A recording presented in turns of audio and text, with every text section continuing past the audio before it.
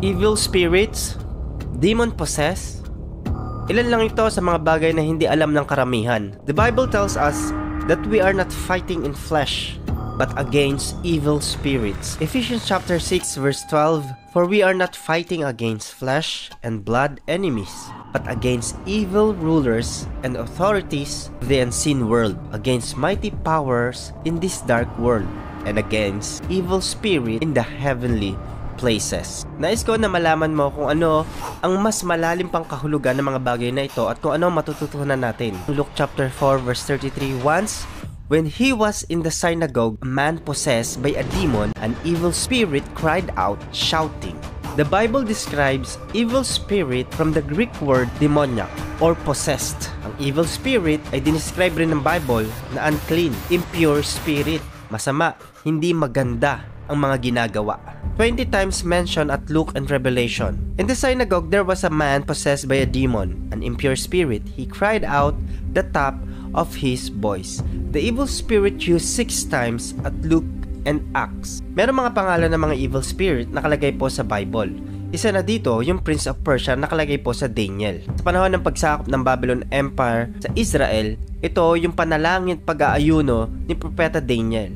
Daniel chapter 10 verse 13, pero hindi ako nakarating agad dito dahil sa loob ng 21 araw ay hinadlangan ako ng pinuno ng kaharian ng Persia, or sa English, Prince of Persia. Mabuti na lang tinulungan ako ni Michael na pinuno ng mga anghel dahil ako lang ang nakikipaglaban sa pinuno ng Persia. Meron ding pinangalanang Legion nakalagay sa Bible. Mark chapter 5 verse 2, when Jesus climbed out of the boat, a man possessed by an evil spirit came out from the tombs to meet him. Verse 9, then Jesus demanded, what is your name? And he replied, my name is Legion, because there are many of us inside this man. Ibig sabihin po ng Legion is marami. Sa ibang translation, pulutong. There's many of us inside this man. Is the largest unit in Roman army na pumapatak na 5,000 army po sa loob ng isang legion. Tinatawag itong demoniac dahil nga laksa-laksa, pulu-pulutong. Meron tinatawag na Beelzebub na ibig sabihin the prince of demon, at Abaddon sa huling panahon na galing po sa abyss. Revelation chapter 9 verse 11, they had as king over them the angel of the abyss, whose name in Hebrew is Abaddon and in Greek is Apollyon, that is destroyer. Iilan lang po yan sa mga pangalan ng evil spirit na nakalagay po sa Bible, at kung mapapansin nyo, wala silang ginawa kundi manggulo, mangwasak, mangistorbo, mangabala. Meron tinatawag na spiritual warfare, pakikipagbaka sa espiritong kalagayan, yung hindi nakikita pero meron pakikipagbaka dito at hindi tinatago ng Bible ito.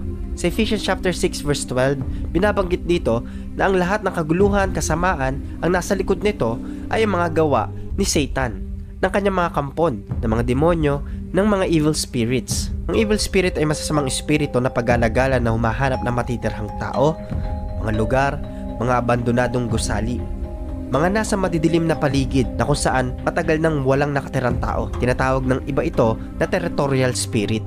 At hindi lang paggalagala na isa ang evil spirit, marami sila. Kaya naman, malakas ang kanilang puwersa.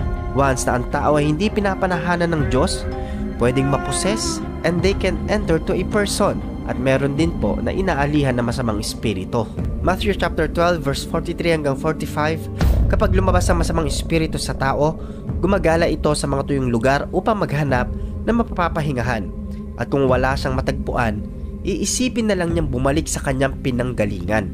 At kung sa kanyang pagbabalik ay makita niya itong walang naninirahan, malinis at maayos ang lahat, aalis siya at tatawag ng 7 pang espiritu na mas masama kaysa sa kanya. Papasok sila sa taong iyon at doon maninirahan. Kaya lalo pang sasama ang kalagayan ng taong iyon kaysa dati. Ganyan din ang mangyayari sa masamang henerasyong ito. Sa totoo lang mga kapatid, marami tayong na-encounter ng mga tao, ugali ng tao, mga behavior, at di natin namamalayan ang nasa likod po nito ay ang mga evil spirits. Kung ang isang tao ay hindi pinapanahanan ng espiritu ng Diyos, nakikita ito ng mga evil spirit. Kaya may entry point, kayang pumasok ng mga evil spirit sa tao. Tama ba? Ito yung sabi sa binasa natin. Kung hindi nananahan sa atin ng Panginoon ng espiritu ng Diyos, kung walang joy, peace, love, malayang malaya ang gawa ng kaaway na maka-enter sa isang tao at maposes ito. Pero alam mo, once na isang tao ay tinanggap ang Panginoong Hesukristo, nagsisi at pinanahanan ng banal na espiritu, kahit anong evil spirit ay hindi makaka-enter. Kasi binigyan tayo ng katapangan at ng espiritu ng pagkaunawa. 2 Timothy chapter 1 verse 7, sapagkat hindi tayo binigyan ng Diyos ng espiritu ng kaduwagan, kundi espiritu ng kapangyarihan, pag-ibig at disiplina sa sarili. Mga evil spirits, mga demon, mga unclean spirit, marami po ito. Pero may iisa lang devil, si Satan. Sa kanya lang binigay ang titulong ito. Ang ibig sabihin ng Satan is kaaway ng Diyos. Satan damaged the character of God Himself in Garden of Eden. Sa panahon pa lang ng paglikha, gusto niya nang wasakin ang karakter ng pagkapanginoon ng ating Diyos. Satan damaged all the character of all who represent God in any way. Kahit ang mga pinabanal, ang mga lumalakad sa kabanalan, gustong sirain ni Satan ang mga karakter nito. Para ano? Para malinlang ang tao at para mag-away-away. Sounds familiar? Nasa likod kasi ng lahat ng kaguluhan, kasinungalingan ay ang gawa ni Satan. Ito kasi yung main activity ni Satan, to slander, to damage the good character of God and all people who represent God. Demons are not omniscient. Their power is limited.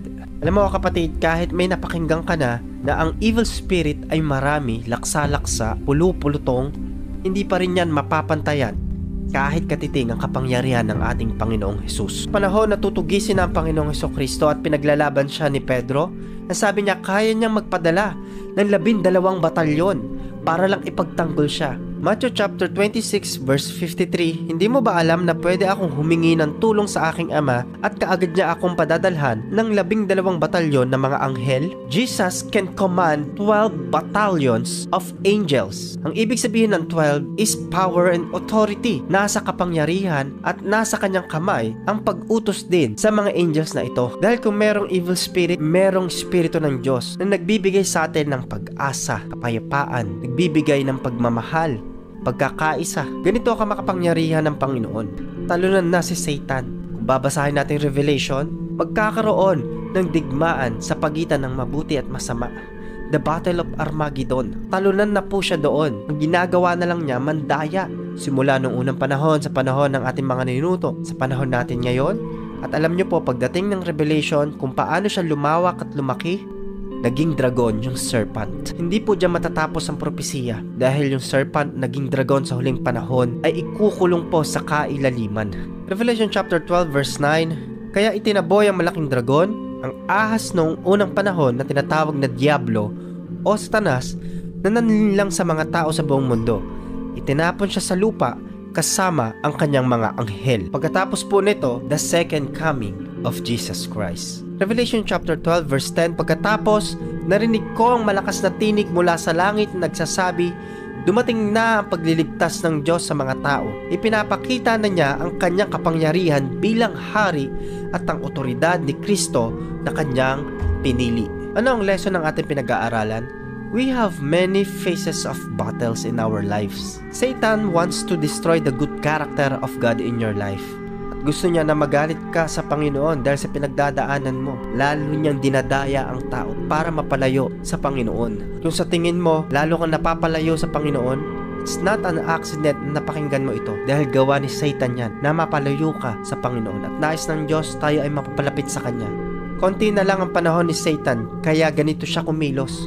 24/7, no coffee break. Gusto niyang malinlang ang lahat ng tao kasi malapit na ang paghukom. Galit na galit siya dahil alam niyang kakaunti na lang ang natitirang panahon para sa kanya. Itong message nito ay hindi lang basta para masatisfy ang ating curiosity sa mga tanong natin about evil spirit. Nais ng Panginoon na malaman mo na mas makapangyarihan siya sa lahat ng bagay at nilalang sa mundong ito. Oo, makapangyarihan siyang Diyos at siya ay mapagmahal na Panginoon. Nais niya na tayo ay lumakad papalapit sa Kanya. Come to Jesus, be filled with the Holy Spirit, be filled with love, power, and protection that comes from our Lord. Hallelujah! So mga kapatid, marami ka nawang natutunan. Kung meron kang tanong, let me know in the comment section. Kung nagustuhan nyo yung ganitong topic, like nyo lang po, follow kayo sa Facebook page, at mag-subscribe kayo sa YouTube channel kung napapanood nyo ito. Hit nyo yung notification bell para updated po kayo sa mga i-release natin na video.